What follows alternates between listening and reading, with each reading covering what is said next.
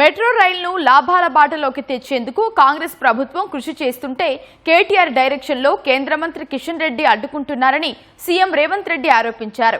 Japan bank ద్వారా వచ్చిన నిధులు ఐఆర్ఎఫ్సి దగ్గర నిలిచిపోయాయని చెప్పారు. వాటిని విడుదల చేయాల్సిన బాధ్యత కిషన్ రెడ్డిదేనని స్పష్టం చేశారు. మొదటి దశలో వడ్డీ రూపంలో జరిగిన నష్టం వివరాలు ప్రజలకు తెలియకూడదనే రెండో దశకు కేంద్రం నుంచి కిషన్ రెడ్డి అనుమతులు రానివ్వట్లేదని సీఎం ఆగ్రహం వ్యక్తం చేశారు.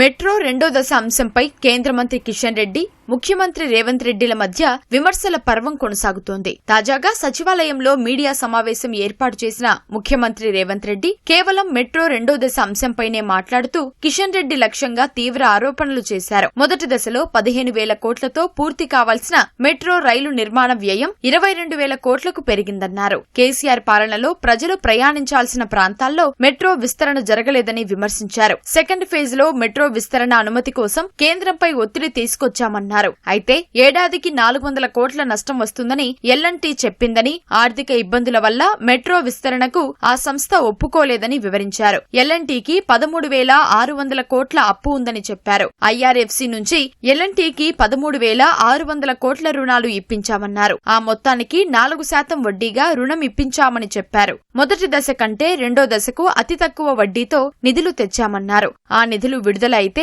ఎల్ఎన్టీని టేక్ ఓవర్ చేసే వాళ్లమని సీఎం పేర్కొన్నారు. జపాన్ బ్యాంకు నుంచి వచ్చిన నిధులు ఐఆర్ఎఫ్సి దగ్గర నిలిచిపోయాయని సీఎం వివరించారు. కేటీఆర్ సూచనల మేరకే మెట్రో రెండో దశను అడ్డుకుంటున్నారని ఆగ్రహం వ్యక్తం చేశారు. కిషన్ రెడ్డి గారు, మీ పట్ల నాకు గౌరవం ఉంది, అదే సమయంలో మీ పట్ల అసహనం ఉంది. మీరు ఎందుకు కేసీఆర్ కు భయపడి లొంగిపోయి ఇట్లా వ్యవహరిస్తున్నారో మీ భయానికి కారణం చెప్పు. కేటీఆర్ దీంట్లో కిషన్ రెడ్డికి అంత తెలియలేదు పాపం. అంత శ్రమ కూడా చేసేంత ఇది ఉన్నాడు కాదు. కిషన్ రెడ్డి వెనకాల కేటీఆర్ ఉన్నాడు. ఈ కుట్రలన్నీ కుతంత్రాలన్నీ కేటీఆర్ తయారు చేసి చిత్తానికి ఆ చిత్తు ప్రకారం పనిచేస్తుంది.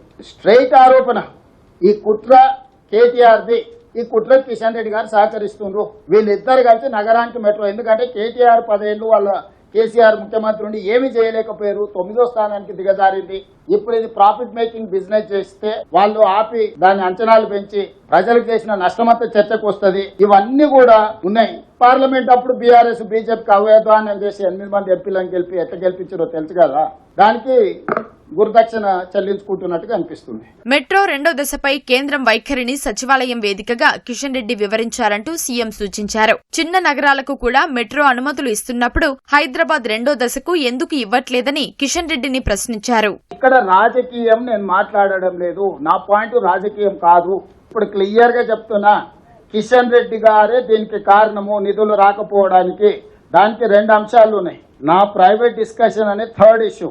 యూనియన్ కేబినెట్ లో ఉన్న ఏకైక కేంద్ర మంత్రి కిషన్ రెడ్డి ఫ్రమ్ తెలంగాణ. ఇది కేంద్ర ప్రభుత్వం దగ్గరనే ఆగి ఉన్నది. ఇది ఆయన ప్రాతినిధ్యం వహిస్తున్న పార్లమెంట్ నియోజకవర్గం, ఆయన రిప్రజెంట్ చేస్తున్న స్టేట్. ఆయన తెలంగాణ కోటాల మంత్రి ఇచ్చిండ్రు, గుజరాత్ కోటాలు ఇయ్యలే, ఉత్తరప్రదేశ్ కి ఇచ్చిండ్రు, అహ్మదాబాద్ కి ఇచ్చుకున్నారు. వాళ్ళకి కావాల్సిన దగ్గర ఇచ్చుకో. చివరికి ఆంధ్రప్రదేశ్ లో వైజాగ్ కూడా ఇచ్చిరా. ఎంతుంటది తత్తుంటది మన జూబ్లీస్, ఆ పక్కన మాదాపూర్ గత్తుంటో వైజాగ్ కూడా ఇచ్చేసిరు. ఇంత పెద్ద విశ్వనగరం హైదరాబాద్ కి ఇవ్వట్లేదంటే వివక్ష ఏ స్థాయిలో కొనసాగుతుంది అనుకోవాలి. కేంద్రం వైఖరి కారణంగా మెట్రో రైలు నిర్మాణంలో హైదరాబాద్ కంటే ఇతర నగరాలు ముందుకెళ్లాయని సీఎం రేవంత్ రెడ్డి అన్నారు. మెట్రో ఫేజ్ 2 కేంద్రం వద్దే ఆగిందని రేవంత్ రెడ్డి చెప్పారు.